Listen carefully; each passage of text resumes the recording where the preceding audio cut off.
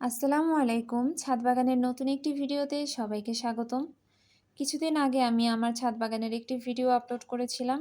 আর সেখানে বলেছিলাম যে আমার বাগানে পেয়ারা এসেছে, যেই গাছে আমি প্রুনিং করে দিয়েছিলাম, পিঞ্চিং করে দিয়েছিলাম। সেই গাছে মাশাআল্লাহ অনেকগুলো পেয়ারা ধরেছে।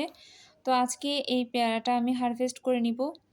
পেয়ারাটা এত বেশি দাগ হয়ে গেছে, কারণ হচ্ছে যখন প্রচুর বাতাস থাকে ছাদে, আর যেহেতু দেয়ালের সাইডে ছিল পেয়ারাটা, মানে দেয়ালের এই কার্নিশের সাথে ঘষা লেগে এমন দাগ হয়ে গেছে। তো পেয়ারাটা যেই চিকন একটা ডালে ছিল, ডালটা অলরেডি ভেঙে গেছে পেয়ারার ভারে। তো আজকে আমি পেয়ারাটা ছিঁড়ে নিলাম। আর এসে দেখলাম কিছু ড্রাগনও পেকে গেছে, তো ড্রাগনও ছিঁড়ে নিলাম।